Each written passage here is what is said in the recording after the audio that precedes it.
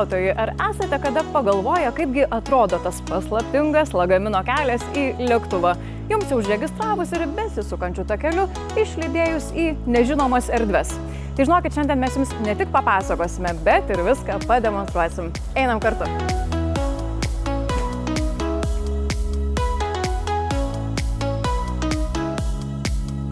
Galbūt ne visi žino, tačiau oro uoste to rūpinasi tarptautinė įmonė Baltic Ground Services, priklausanti Avia Solutions Group. Plačiau apie tai, ką veikia jų komandos, pasakoja generalinis direktorius Vytautas Čekanavičius. Vytautai, tai papasakokit šiek tiek apie BGS veiklą, kas tokie esate ir kur veikiate. Tai Baltic Ground Services arba BGS, kaip sakė, yra Avia Solutions Group dalis. Pas mus dirba apie 400 žmonių šiai dienai. Įmonė turi 3 pagrindinės veiklas. Tai yra antžeminis aptarnavimas, orlaivių užpildymas kuru ir skystų pavojingų krovinių gabenimas. Tai antžeminis aptarnavimas yra žmonių skaičiumi pati didžiausia mūsų veikla. Jame dirba apie 200 žmonių ir tai yra gan plati sritis. Mes antžeminį aptarnavimą teikiam Vilniaus oro uoste.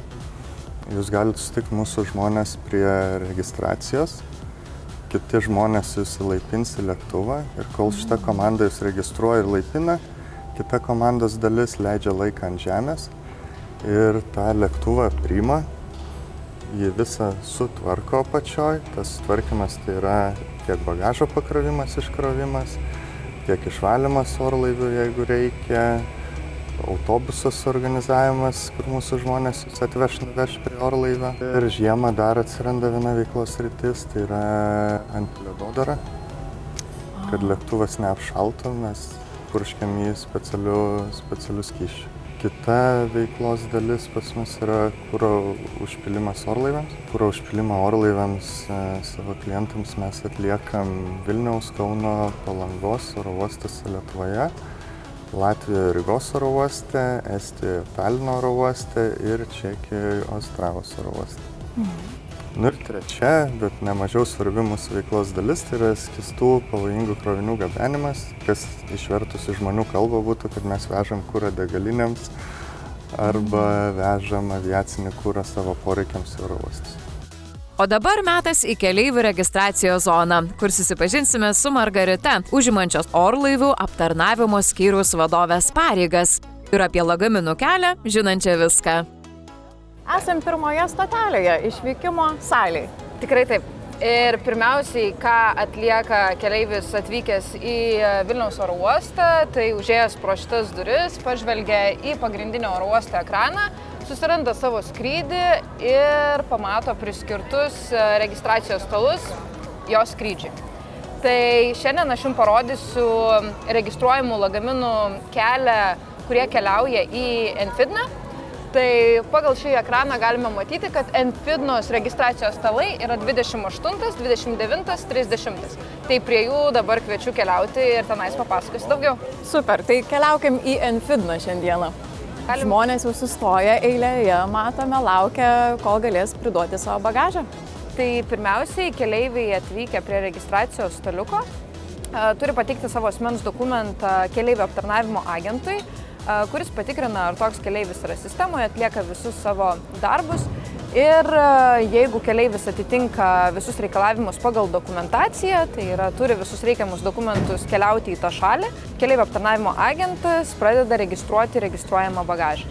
Tai pirmiausiai, ką turi padaryti darbuotojas, užklausti to svarbiausio klausimo, kuris skamba, ar jokių pavojingų ar draudžiamų daiktų ir ar elektronikos prietaisų savo registruotame bagaže neturėsite. Tai nevyksta viskas tik ant pasitikėjimo, tai galiausiai lagaminai keliauja toliau, yra skanuojami, tikrinami aviacinio saugumo darbuotojų, bet tas klausimas iš tikrųjų labai sutrumpina nereikalingo darbo trukmę tiek keleivio, tiek pačių darbuotojų atžvilgių. Kodėl? Nes, tarkim, kai kurie keleiviai net nepagalvoja, kad registruojamam bagaže negalima gabenti, tarkim, elektroninių cigarečių, powerbankų ar tokių, atrodo, nepavojingų paprastų daiktų.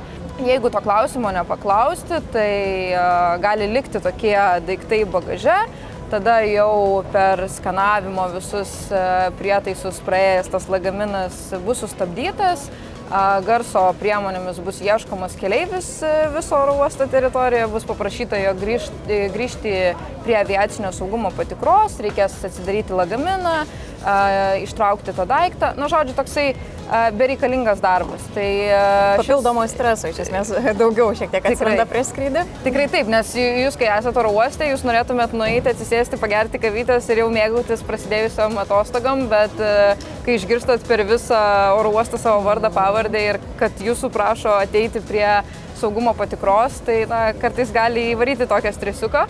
Tai tiesiog, kad to nebūtų, šitas klausimas ir naudojimas kaip priemonė, kad įsitikinti, kad keleivis jau išsiunčia patikrai atitinkamą lagaminą. Bet suprantu, kiekvienas lagaminas iš esmės būna patikrintas, dar papildomai nuskanuojama ten ir pasižiūrima, kas viduje. Taip. O kur dar galima būtų pasitikrinti tą draudžiamų daiktų sąrašą? Prie kiekvieno registracijos staliuko virš jų yra ekranai, kuriame yra rodomi draudžiamų daiktų ir pavojingų daiktų sąrašas. Tai ten visą laiką galima pakelti akis ir pasižiūrėti. Jeigu norisi ramiai jau atvykti į oro uostą su tvarkingai sudėtais daiktais. Ir kavutės atsigerti. Ir kavutės atsigerti, taip. Tai tą galima padaryti iš anksto.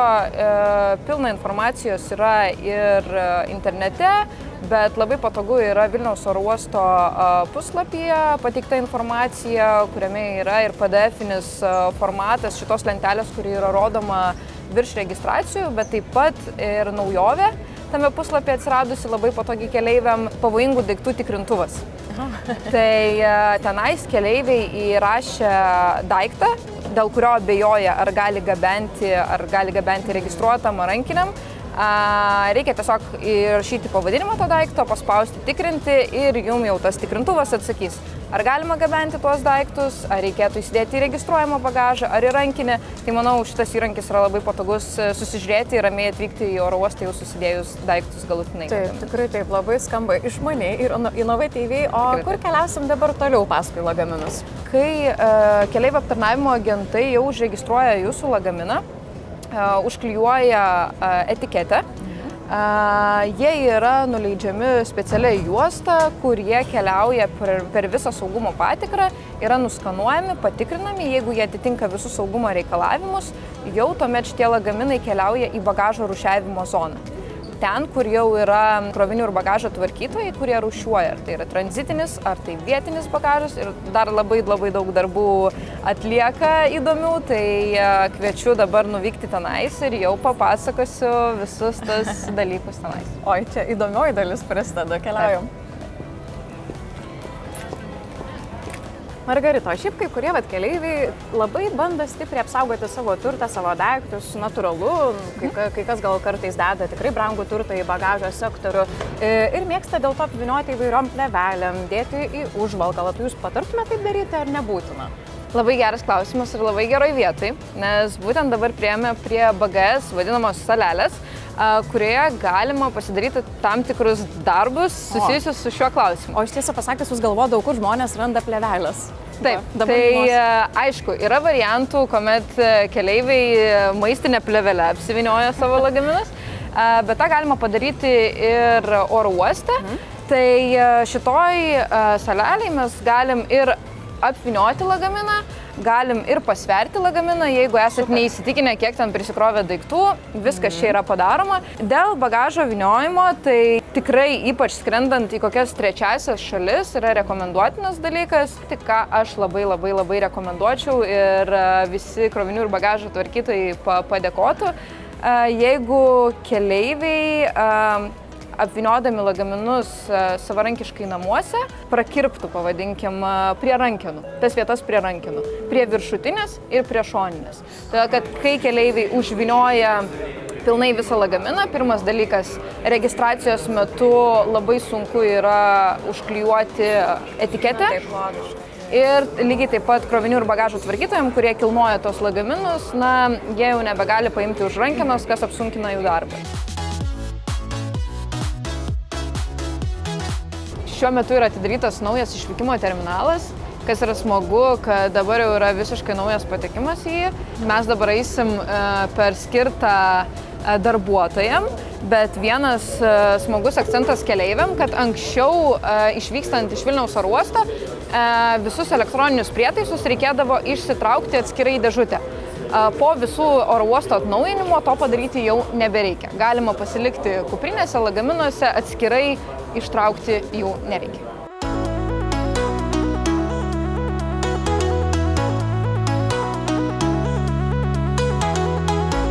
Tai suprantu, atėjome į bagažo rūšiavimo zoną, ji labai milžiniška yra, kaip matote, tokios visos erdvės atsiveria, ogi tam, kad tilptų visas bagažas keliautojų, o keliautojai tai daug išvykimo salėje buvo.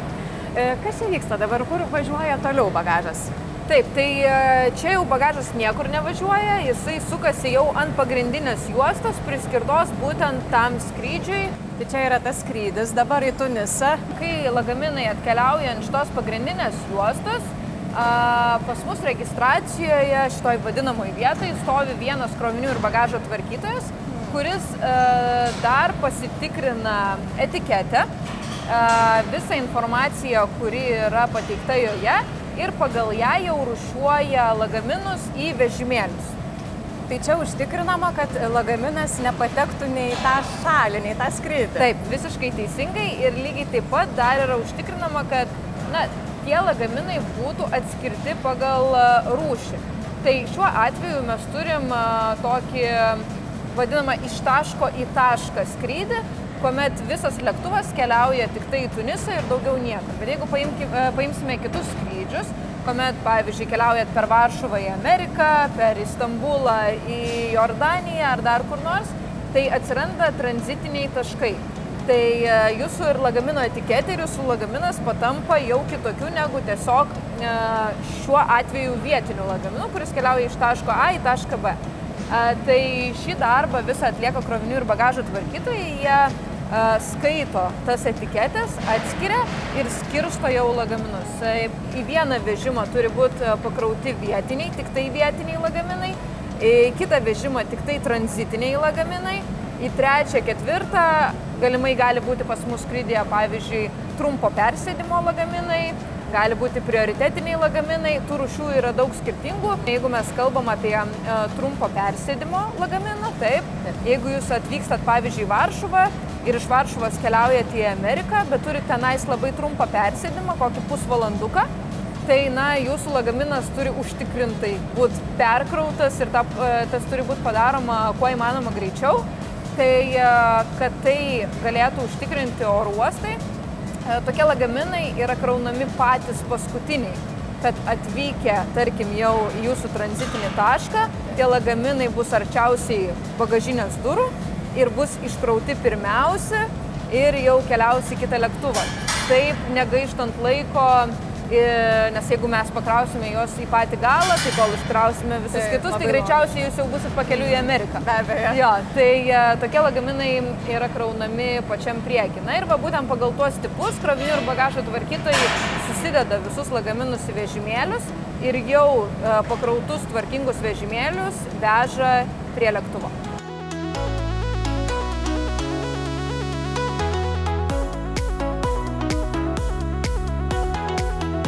Kai Margarita atkeliavo, mes čia dabar prie tokio tako, kuriuo bagažas patenka į lėktuvo vidų. Kas šiuo metu vyksta? Kodėl reikia laukti? Taip, tai šiuo metu esam 22 aikšteliai, kurioje aptarnausime Avion Express lėktuvą. Pakrauti lagaminus tiesiog į bagažinę mes negalime. Gal dažnam keleiviui atrodo, kad čia tiesiog sumetam ir skrendam. Bet tikrai taip nėra. Yra labai svarbios taisyklės, kurių laikantis mes turim įvykdyti orlaivio pakrovimą. Tokie kaip centruotės agentai išcentruoja lėktuvą pagal svorius ir atitinkamai perduoda kitiem darbuotojam, rampos agentam.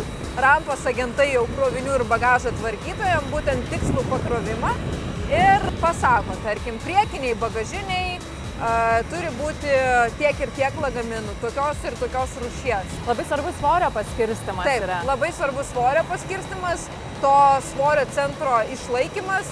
Tai viskas veikia orlaivio pakilimą, nusileidimą, skrydį, tai tas būtinai turi būti išlaikoma ir atitikti visus reikalavimus.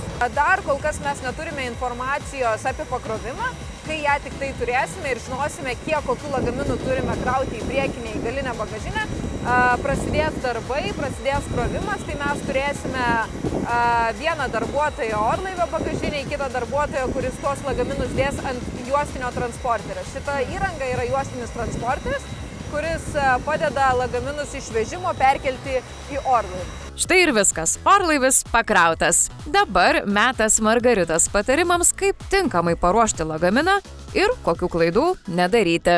Tai dabar, Margarita, pasižiūrėjom, kaip ten tas bagažas yra pakraunamas, bet man atskleiskit ir pasakykit taip atvirai. Dėl keleivio netinkamo lagamino parinkimo. Ir lygiai taip pat keleiviai labai dažnai mėgsta pasirinkti tam tikrais būdais pažymėti savo lagaminą, kad lengviau būtų atpažinti jį atvykimo zonoje. Kokia juostelė, pavyzdžiui, mėgsta užrišti? Taip, juostelė, kažkokių šalikėlį ar dar kažką.